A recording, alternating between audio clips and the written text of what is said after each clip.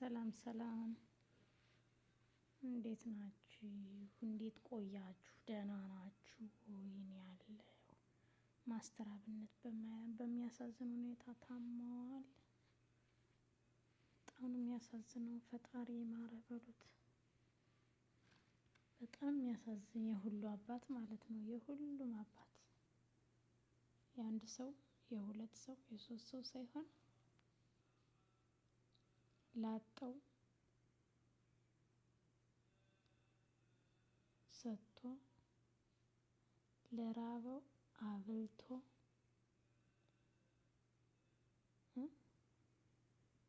ልብስ ለሌለው ልብስ አልብሶ የቆሸሹትን አጥቦ ልብስ ገዝቶ አልብሶ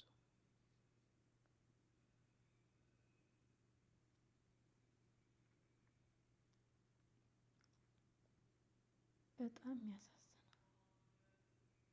በጣም ማለት ነው። እኔ በጣም ነው አንጀቴን የበላኝ። እንደዚህ በጣም ክስት ብሎ እስቲ ጉንጭና ጉንጭ እንዴት እንዳለ በጣም ነው ያሳዘነኝ። ሰው በቃ እንደዚህ ነው በቃ ዝም ብሎ አንጀቴ ቦጭ ቦጭ ነው ያለ። በቃ ማለት በቅርብ አብረን የምንተዋወቅ ያክል ልክ እንደዛ ነው የተሰማኝ። ማለት የሰው ልጅ ጥሩ ስትሆን ነው መቼም የምትወደድ። በጣም አሳዘነኝ። በጣም አንጀቴን የበላው በጣም ማለት ነው። በጣም የኔ ምስኪን ደግሞ ምን አለ እንዳታስቡ። ይህን ስነግራችሁ ታስባላችሁ። ሰምታችሁ በጣም ብዙ ሰዎች እየተጨነቃችሁ ነው። መታመሜን የነገርኳችሁ እንድትጨነቁ ፈልጌ ሳይሆን እንድትጸልዩልኝ ስለሚፈልግ ነው። በእርግጥ አዲስ ሚዲያ ኔትወርክ ጋር በነበረን ኢንተርቪው ቆይታ ጋዜጠኛው በድንገት ስጠይቀኝ መታመሜን ነግሬያችኋለሁ። አሁንም ቢሆን ሁላችሁም በየእምነታችሁ ልትጸልዩልኝ እፈልጋለሁ። ህመሙ የጀመረው አሁን አይደለም፣ ተላምደናል። ዛሬ 1 አመት ከ5 ወር አካባቢ የሚሆን ይመስለኛል። ያኔ ጎፋ በመሬት ናዳ ምክንያት ወገኖቻችን በሞቱ ጊዜ ለማገዝ እዛ ነበርኩኝ። እዛ ታመምኩ። ከዛ በኋላ ህመሙ በዛው ነው የቀጠለው። እስካሁን ባለው የህክምና ክትትል እያደረኩ ነው። ቀጣይ ያለው የህክምና ሁኔታ በቅርቡ ከሀገር ውጭ ሄጄ በቂ ህክምና አደርጋለሁ። ህክምና ብቻ ሳይሆን በዚህ ሰዓት ለኔ የሚያስፈልገው ኢትዮጵያ እናቶች፣ ኢትዮጵያ አባቶች፣ ወጣቶች ሁላችሁም በየእምነታችሁ እንድትጸልዩልኝ እፈልጋለሁ። እኔ ወደ ህክምናው እስከሚሄድ ድረስ ታመሙ አልጋ ላይ ያሉ ወገኖችን እያሳከምን እንቆያለን። በመጨረሻም አንድ ማለት የሚፈልገው በዚህ ሰዓት ለኔ የሚያስፈልገኝ አንድ ነገር ብቻ ነው። አሁን ከሚነግራችሁ ነገር ውጪ ለኔ ምንም ነገር አያስፈልገኝም። ሁላችሁም በየእምነታችሁ ጸልዩልኝ። ጸሎትና ጸሎት ብቻ ነው የሚያስፈልገኝ።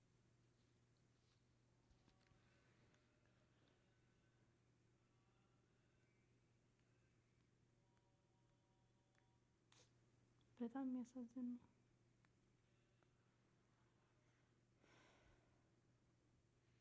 በቅርቡ ወደ ውጭ ሄጄ እታከማለሁ።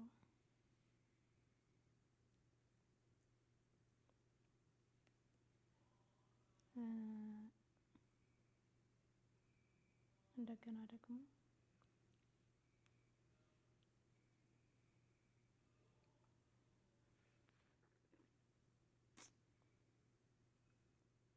እኔ ግን መናገር እስኪያቅተኝ ድረስ ነው በጣም ያሳዝነኝ ማለት ነው። ቀጥፈትን አይባልም አላህን ግን እሱ ይማረው እንጂ ምን ይባላል? ምን ይባላል? ፈተና በየሁሉ ያለ ነው። ግን ፈተናውን ያቀልል ይሻል እንደ ድሮ ህዝብን የምትረዳ ሁን።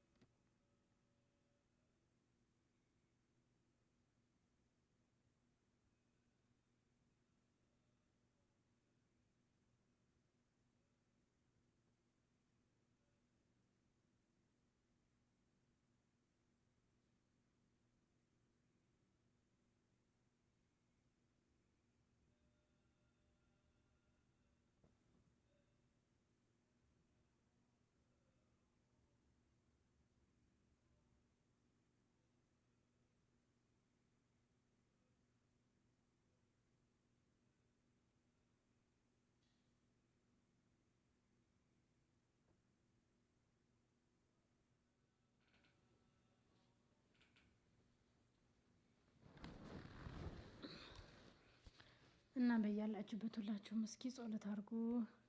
እኔም ጸሎት እያደረኩ ነው። ፈጣሪ ይማረው በጣም የምስኪኖች አባት